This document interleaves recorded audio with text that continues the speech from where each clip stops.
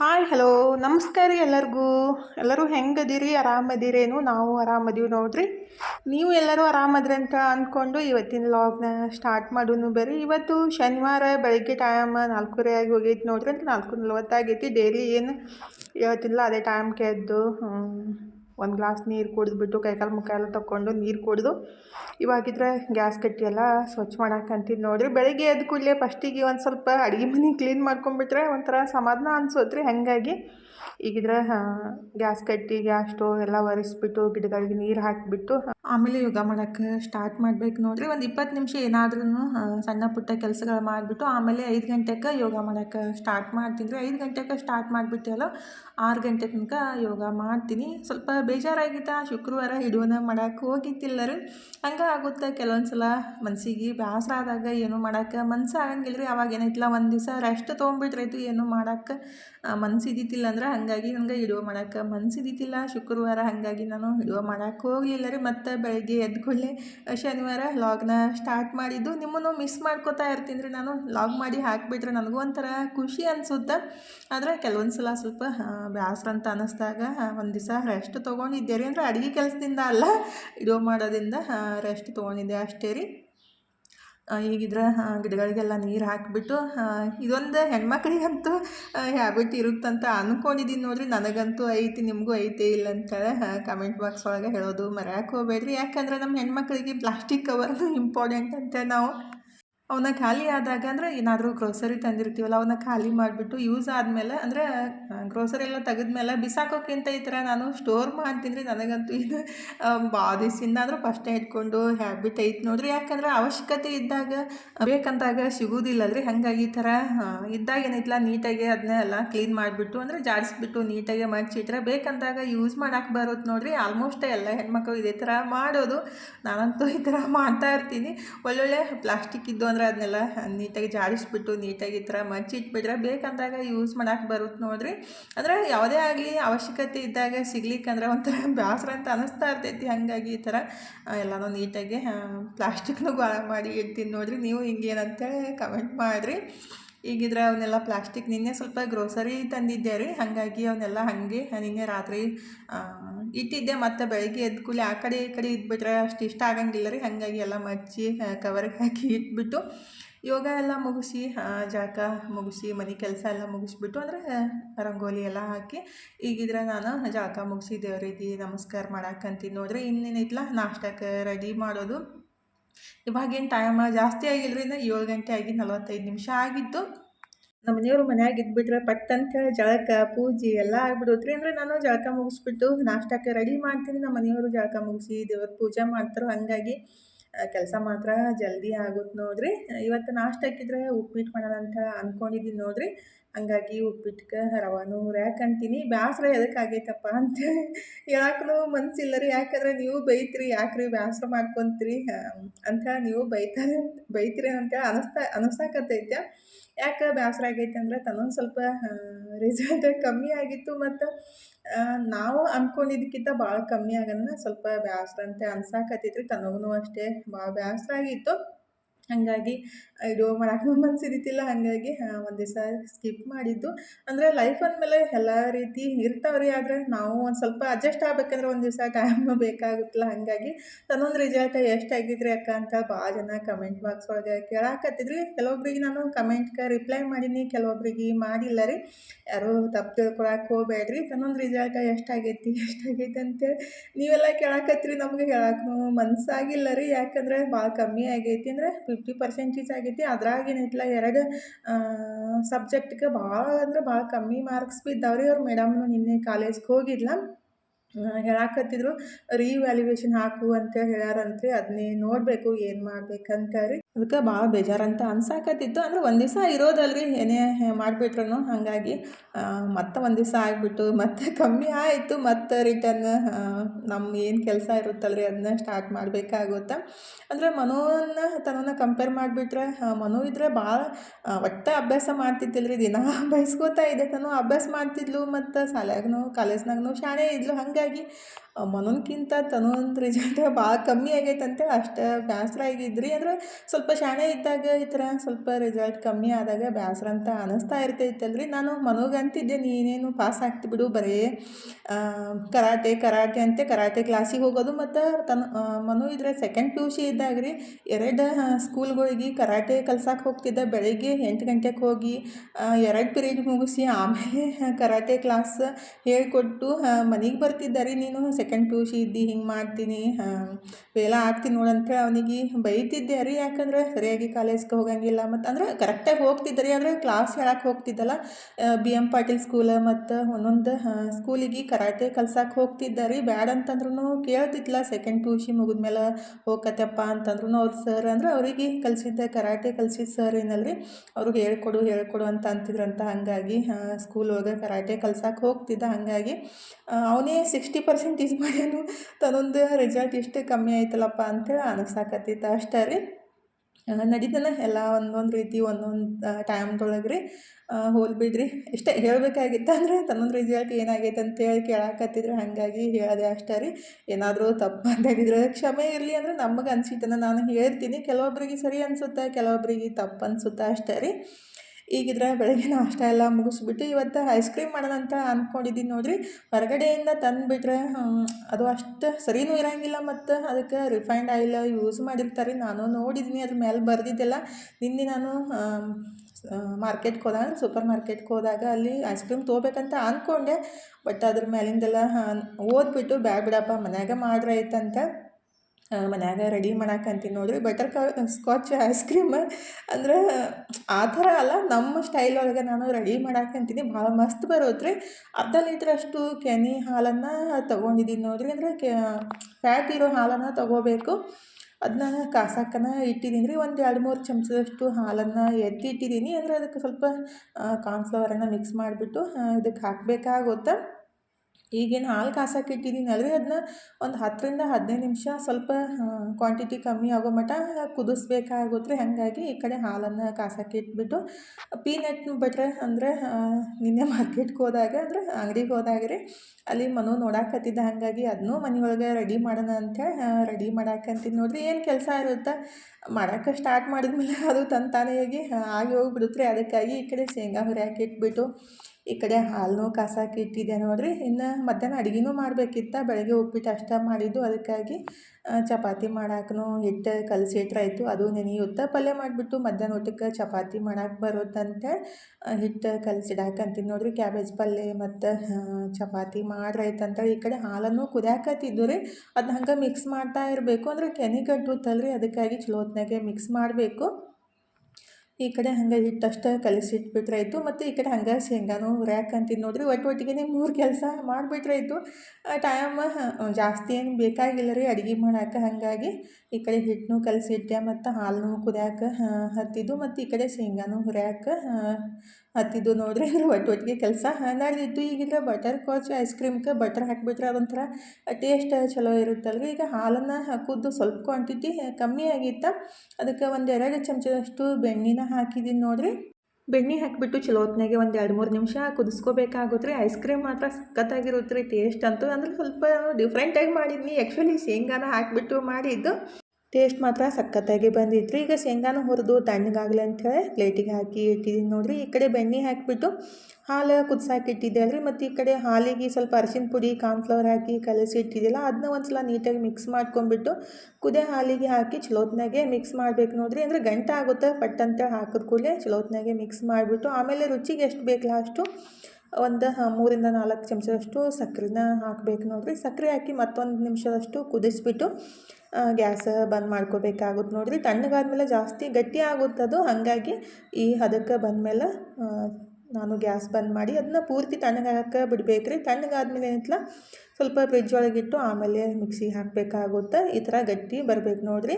ಬೇಕಂದರೆ ಇನ್ನೊಂದು ಚಮಚದಷ್ಟು ಜಾಸ್ತಿ ಗಟ್ಟಿ ಬೇಕಂದ್ರೆ ಕಾರ್ನ್ಫ್ಲವರ್ ಹಾಕ್ಬೋದು. ಜಾಸ್ತಿ ಹಾಕ್ಬಿಟ್ರೂ ಅಷ್ಟು ಟೇಸ್ಟ್ ಅನ್ಸಂಗಿಲ್ಲ ರೀ. ಅದಕ್ಕಾಗಿ ಈಗಿದ್ರೆ ಅದನ್ನೂ ತಣ್ಣಗಾಗಲಿ ಅಂಥೇಳಿ ಬಿಟ್ಟಿದ್ದೀನಿ ರೀ. ಈ ಕಡೆ ಶೇಂಗಾನು ಹುರಿದಿಟ್ಟಿದ್ದಿಲ್ಲ, ಅವನು ತಣ್ಣಗಾಗಿದ್ದ ಈ ಥರ ಮರ್ದಾಗ ಹಾಕಿಬಿಟ್ಟು ಒಂದು ಕಲ್ಲಿಂದ ನೀಟಾಗಿ ಸ್ವಲ್ಪ ಈ ಥರ ಮಾಡಿಬಿಟ್ರಾಯ್ತು. ಎಲ್ಲ ಸಪ್ಪಿ ಎಲ್ಲ ನೀಟಾಗೆ ಬಂದುಬಿಡ್ತಾವೆ ನೋಡಿರಿ. ಆಮೇಲೆ ಕೇರ್ಬಿಟ್ರಾಯ್ತು, ಮಸ್ತಾಗಿ ಶೇಂಗಾ ಸಪ್ಪಿನೆಲ್ಲ ಹೋಗಿಬಿಡುತ್ತೆ.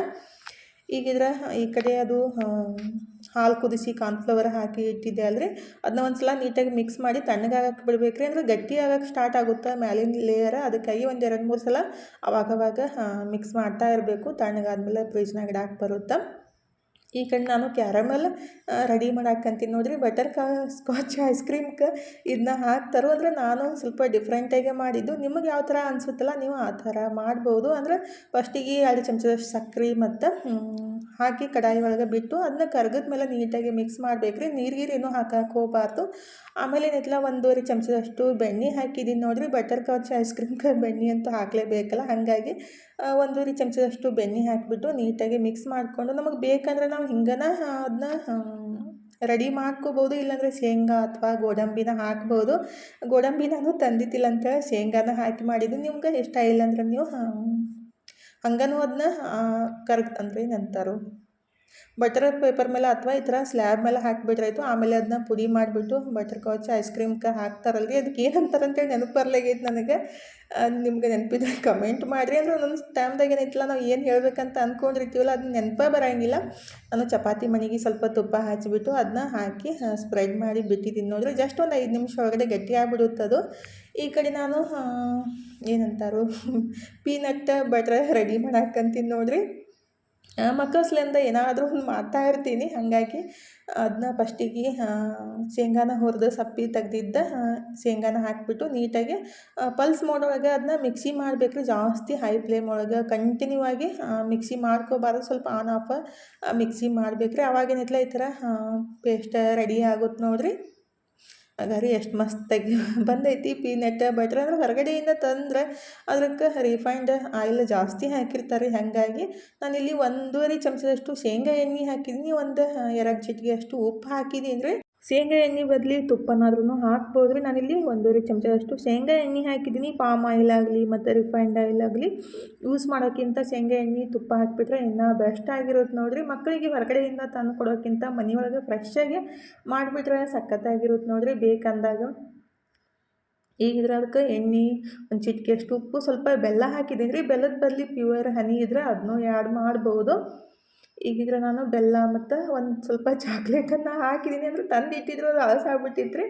ಫ್ರಿಜ್ ಒಳಗೆ ಇಟ್ಟಿದ್ದಿಲ್ಲ, ಹಾಗೆ ಅದನ್ನು ಚಾಕ್ಲೇಟ್ನೂ ಹಾಕಿದ್ದೀನಿ. ಕಲರ್ ಸ್ವಲ್ಪ ಡಿಫ್ರೆಂಟಾಗಿ ಬರುತ್ತೆ, ಅಂದರೆ ಚಲೋ ಅನಿಸುತ್ತೆ ಅಂಥೇಳಿ ಚಾಕ್ಲೇಟ್ ಹಾಕಿಬಿಟ್ಟು ನೀಟಾಗಿ ಮಿಕ್ಸ್ ಮಾಡಿಬಿಟ್ರಾಯ್ತು. ಮಸ್ತಾಗಿರೋ ಪೀನಟ್ ಬಟ್ರ್ ರೆಡಿ ಆಗುತ್ತೆ ನೋಡಿರಿ. ಮಕ್ಕಳಿಗೆ ಚಪಾತಿಗೆ ಅಥವಾ ಬ್ರೆಡ್ಡಿಗೆ ಹಚ್ಕೊಟ್ಟಾಗ ಇಷ್ಟನೂ ಆಗುತ್ತೆ ಮತ್ತು ಪ್ರೋಟೀನು ಸಿಗುತ್ತಲ್ರಿ. ಮಕ್ಕಳು ಶೇಂಗಾ ತಿನ್ನೋಕ್ಕಾಗಲಿ ಶೇಂಗಾ ಹಿಂಡಿ ತಿನ್ನೋಕ್ಕಾಗಲಿ ಇಷ್ಟ ಪಡ್ಲಿಕ್ಕಂದ್ರೆ ಈ ಥರ ಅರ್ಜೆಂಟಿದ್ದಾಗ ಚಪಾತಿಗೆ ಅಥವಾ ಬ್ರೆಡ್ಡಿಗೆ ಹಚ್ಕೊಡಕ್ಕೆ ರೆಡಿ ಮಾಡಿ ಇಡ್ಬೋದು ನೋಡಿರಿ. ಹೊರಗಡೆಯಿಂದ ತರಾಕಿಲ್ಲ ಅಂತಲ್ಲ, ಅದು ಭಾಳ ದಿವಸ ಮಾಡಿ ಇಟ್ಟಿರ್ತಾರಲ್ರಿ. ಹಾಗಾಗಿ ಶೇಂಗಾದು ಜಾಸ್ತಿ ದಿವಸ ಇಟ್ಟಷ್ಟು ಏನಂತಾರೆ ಕಮ್ಮುಟಾಗಕ್ಕೆ ಸ್ಟಾರ್ಟ್ ಆಗುತ್ತೆ. ಹಾಗಾಗಿ ನಾವು ಫ್ರೆಶ್ಶಾಗೆ ಬೇಕಂದಾಗ ಈ ಥರ ಮಾಡಿ ಕೊಡೋದು ಬೆಸ್ಟ್ ನೋಡಿರಿ. ಈ ಕಡೆ ಏನೈತಿಲ್ಲ, ನಾನು ಅದು ಶೇಂಗಾ ಮತ್ತು ಬೆಣ್ಣೆ ಸಕ್ಕರೆ ಹಾಕಿ ಕ್ಯಾರಮಲ್ ಮಾಡಿ ಇಟ್ಟಿದ್ದೆ ಅದ್ರೊಳಗೆ ಶೇಂಗಾ ಹಾಕ್ಬಿಟ್ಟು ಅದನ್ನ ಈ ಥರ ಕುಟ್ಟಿ ಪುಡಿ ಮಾಡ್ಕೋಬೇಕು ನೋಡಿರಿ. ಬಟರ್ ಪೇಪರ್ ಇದ್ದರೆ ಅದ್ರ ಮೇಲೆ ಹಾಕ್ಬೋದು. ನಾನು ಈ ಥರ ಚಪಾತಿ ಮಣಿ ಮೇಲೆ ಹಾಕಿಬಿಟ್ಟು ಸ್ವಲ್ಪ ಪುಡಿಯಾಗಿ ಕುಟ್ಟಿ ತೊಗೊಂಡಿದ್ದೀನಿ ನೋಡಿರಿ. ನನ್ನ ಮಗನಿಗಂತೂ ಏನಾದರೂ ಕಾಲೇಜಿಂದ ಬಂದ ತಕ್ಷಣ ಏನು ಮಾಡಿರಿ ಮಮ್ಮಿ ಸ್ಮೆಲ್ ಚಲೋ ಬರಾಕತ್ತೈತಲ್ಲ ಅನ್ನೋಕ್ಕೆ ಸ್ಟಾರ್ಟ್ ಮಾಡಿಬಿಡ್ತಾನೋ. ಈಗಿದ್ರೆ ಅದು ಕಾರ್ನ್ಫ್ಲವರ್ ಮತ್ತು ಹಾಲೆಲ್ಲ ಕುದಿಸಿ ಫ್ರಿಜ್ನಾಗ ಇಟ್ಟಿದ್ದೆ ಅಲ್ರಿ. ಸ್ವಲ್ಪ ಗಟ್ಟಿಯಾಗಿತ್ತು. ಅದನ್ನ ಮಿಕ್ಸಿ ಜಾರಿಗೆ ಹಾಕಿಬಿಟ್ಟು ಒಂದು 30 ಸೆಕೆಂಡ್ ಮಿಕ್ಸ್ ಮಾಡಿ ತೊಗೋಬೇಕಾಗುತ್ತೆ ನೋಡಿರಿ. ಅದು ಸ್ವಲ್ಪ ಬಬಲ್ಸ್ ಥರ ಬರಬೇಕು, ಅಷ್ಟು ತನಕ ಮಿಕ್ಸಿ ಮಾಡಿಬಿಟ್ಟು ಈಗಿದ್ರೆ ನಾವು ಯಾವುದಾದ್ರೂ ಒಂದು ಡಬ್ಬಿಗೆ ಅಥವಾ ಗ್ಲಾಸಿಗೆ ನಮ್ಮ ಮನೆಯೊಳಗೆ ಏನು ಪಾತ್ರೆ ಇರುತ್ತಲ್ಲ ಅದ್ರಾಗ ಹಾಕಿಬಿಟ್ಟು ಫ್ರಿಜ್ ಒಳಗೆ 7-8 ತಾಸು ಇಟ್ಟರೆ ಮಸ್ತಾಗಿರೋ ಐಸ್ ಕ್ರೀಮ್ ರೆಡಿ ಆಗುತ್ತೆ ನೋಡಿರಿ. ಹೊರಗಡೆಯಿಂದ ತರೋ ಅವಶ್ಯಕತೆನೇ ಬೀಳಂಗಿಲ್ಲ.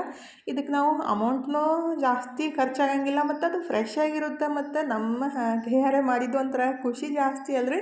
ಅದನ್ನ ಮಿಕ್ಸಿಗೆ ಹಾಕಿದ್ದು ಒಂದು ಡಬ್ಬಿಗೆ ಹಾಕಿಬಿಟ್ಟು ಅದಕ್ಕೆ ಸ್ವಲ್ಪ ಇದು ಕ್ಯಾರಮಲ್ ಮಾಡಿ ಇಟ್ಟಿದ್ದನ್ನು ಹಾಕಿ ನೀಟಾಗಿ ಮುಚ್ಚಿ ಫ್ರಿಜ್ ಒಳಗೆ ಇಡಬೇಕು ರೀ. ಆ್ಯಕ್ಚುಲಿ ಇದೇನೈತಿಲ್ಲ, ನಾನು ಒಂದು ಮಿಸ್ಟೇಕ್ ಮಾಡಿದ್ದೀನಿ, ಆಮೇಲೆ ಹೇಳ್ತೀನಿ ರೀ.